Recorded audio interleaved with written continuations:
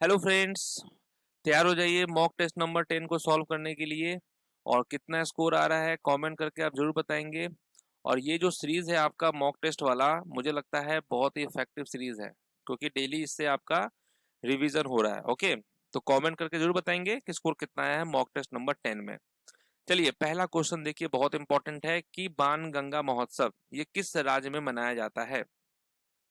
Okay, Banganga महोत्सव का संबंध जो है वो किस राज्य से है, पंजाब, सिक्किम, उत्तराखंड या महाराष्ट्र। तो आप कहेंगे महाराष्ट्र ही राज्य है वो जहां पे ये महोत्सव मनाया जाता है, बाणगंगा। नेक्स्ट है national handloom day. Okay, national handloom day जो है ये कब मनाया जाता है, 23 अगस्त को, 18 नवंबर को, 15 सितंबर को या 7 अगस्त को। तो आप कहेंगे 7 अगस्त को मनाया जाता है नेशनल हैंडलूम्स डे। नेक्स्ट है जवाहरलाल नेहरू मणिपुर नृत्य अकादमी निम्नलिखित में से किस शहर में स्थित है। ओके, जवाहरलाल नेहरू हमारे देश के पहले प्रधानमंत्री, और ये जवाहरलाल नेहरू मणिपुर नृत्य अकादमी जो है वो किस शहर में स्थित है। तो आप कहेंगे इम्फाल में स्थित है ये। 1 जनवरी 2023 को सत्येंद्र नाथ बोस की कौन सी जयंती मनाई गई। ओके, सत्येंद्र नाथ बोस की कौन सी जयंती मनाई गई 1 जनवरी 2023 को।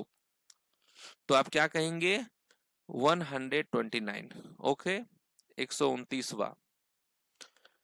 राजकोषीय नीति राजकोषीय नीति किसी देश की सरकार को डैश के प्रवाह को नियंत्रित करने में मदद करती है।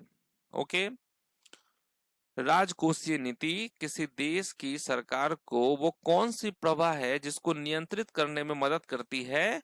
तो आप कहेंगे कर राजस्व। Okay, tax revenue. Being Gandhi शीर्षक पुस्तक निम्नलिखित में से किसने लिखी है। किसकी बुक है ये बिंग गांधी। तो इसका करेक्ट आंसर क्या हो जाएगा, पारो आनंद। ओके, पारो आनंद की ही ये बुक है बिंग गांधी। नेक्स्ट है विश्व प्राकृतिक संरक्षण दिवस कब मनाया जाता है। वर्ल्ड नेचर कंजर्वेशन डे कब मनाया जाता है। ओके, तो इसका करेक्ट आंसर क्या होगा, 28 जुलाई को मनाया जाता है वर्ल्ड नेचर कंजर्वेशन डे। पुर्तगालियों द्वारा श्रीलंका की खोज किस वर्ष की गई थी। ठीक है, पुर्तगालियों द्वारा श्रीलंका की खोज किस वर्ष की गई थी।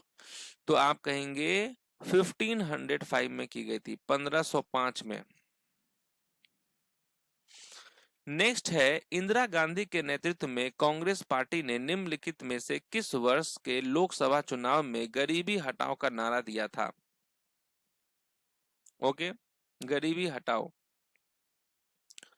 तो कहेंगे आप 1971। ओके, फिफ्थ 5 ईयर जो प्लान था उसी में ये सबसे इंपॉर्टेंट ऑब्जेक्टिव था गरीबी हटाने का। म्यांमार की प्रमुख धर्म कौन सा है। म्यांमार का प्रमुख धर्म कौन सा है, इस्लाम, जैन, ईसाई, बौद्ध। तो आप कहेंगे बौद्ध धर्म। भारत में प्रथम महालेखाकार कार्यालय की स्थापना किस वर्ष हुई थी। Okay, first accountant general established in India. तो इसकी स्थापना किस वर्ष हुई थी, 1858 में इसकी स्थापना हुई थी। नेक्स्ट है मायोपिया का दूसरा नाम क्या है। Okay, myopia is also known as, तो हम उसे कहते हैं नियर साइटेडनेस। ओके, निकट दृष्टि दोष। नेक्स्ट है the anarchy the relentless rise of the east India company. Okay, तो ये किसने लिखा है, कौन है ऑथर इसके। The anarchy the relentless rise of the east India company नामक पुस्तक के कौन है लेखक या लेखिका। तो आप कहेंगे William Dalrymple. Okay, Dalrymple है, William Dalrymple. Next, Sundarban delta dash नदियों द्वारा निर्मित है। ओके, सुंदरबन डेल्टा किन नदियों द्वारा निर्मित है। तो आप कहेंगे गंगा और ब्रह्मपुत्र। नेक्स्ट है, निम्नलिखित में से किस अधिनियम ने भारत के साथ व्यापार के मामले में ईस्ट इंडिया कंपनी के एकाधिकार को समाप्त कर दिया? ओके, ईस्ट इंडिया कंपनी के एकाधिकार को समाप्त कर दिया, कौन सा वो अधिनियम है? तो आप कहेंगे charter act of 1813। Okay, next है, प्रत्येक किलोग्राम पर पृथ्वी का गुरुत्वाकर्षण बल लगभग कितना होता है? ओके, प्रत्येक किलोग्राम पर पृथ्वी का गुरुत्वाकर्षण बल लगभग कितना होता है? तो आप कहेंगे 10 N। नेक्स्ट है, निम्नलिखित में से कौन सा रोग कारक इबोला रोग का कारण बनता है? ओके, इबोला रोग का कारण बनता है कौन सा रोग कारक? तो आप कहेंगे वायरस। वायुमंडल की ऊपरी परतों में ऑक्सीजन के 3 परमाणुओं वाला एक अणु पाया जाता है। यह एक परत बनाता है जिसे डैश के नाम से जाना जाता है। किसके नाम से जाना जाता है? तो आप क्या कहेंगे? राइट आंसर यहाँ पर क्या होने वाला है? तो आप कहेंगे ओजोन मंडल, ओजोनोस्फेयर। दुनिया की दूसरी सबसे ऊंची पर्वत चोटी K2 निम्नलिखित में से किस पर्वत श्रेणी में पाई जाती है?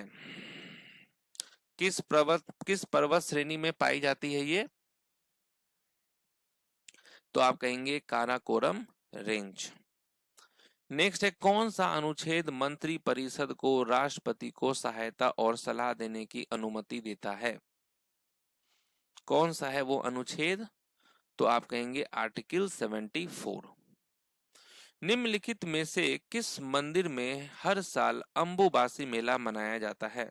अंबुबासी मेला मनाया जाता है, वो कौन सा मंदिर है जहां पर ये होता है? तो आप कहेंगे कामाख्या मंदिर। सांबर झील किस राज्य में स्थित है?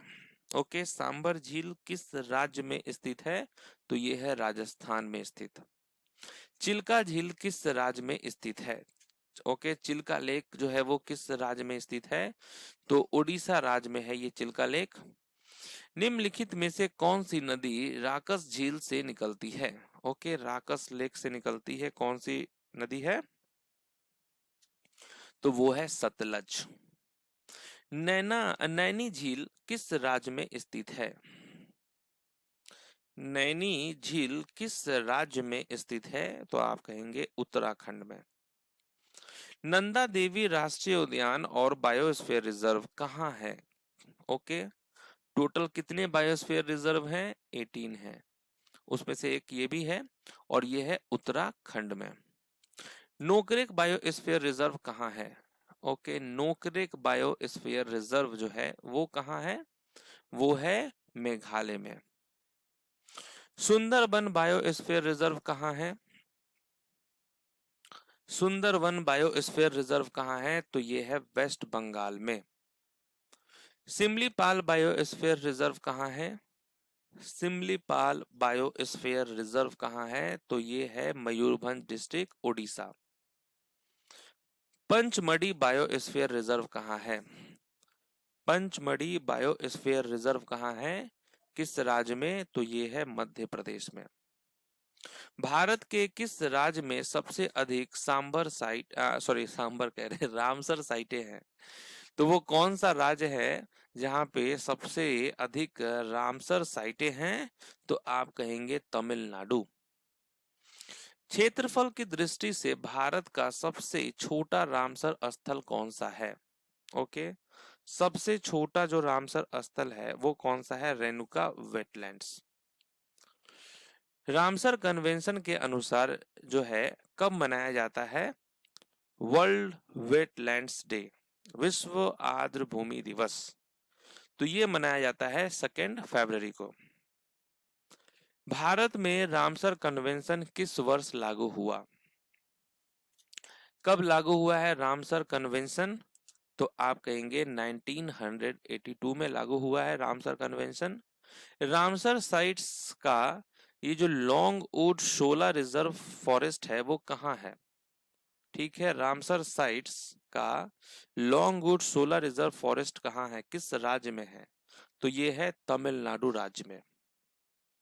वायुमंडल में ऑक्सीजन का कितना प्रतिशत मौजूद है? ठीक है, वायुमंडल में ऑक्सीजन का कितना परसेंट मौजूद है? 21%। वायुमंडल की कौन सी परत रेडियो प्रसारण में सहायता करती है? ओके, ये कौन सा लेयर है? तो थर्मोस्फेयर है। अंतरिक्ष में प्रवेश करते ही उल्का पिंड वायुमंडल की किस परत में जल जाते हैं? वो कौन सा परत है जहां पर ये उल्का पिंड जो है जल जाते हैं? तो आप कहेंगे मेसोस्फेयर। क्षोभ मंडल की औसत ऊंचाई कितनी है? ठीक है, क्षोभ मंडल की औसत जो ऊंचाई है वो कितनी है? 13 किलोमीटर है। वायुमंडल का निम्नलिखित में से कौन सी परत ग्रीन हाउस प्रभाव के लिए सबसे अधिक उत्तरदायी है?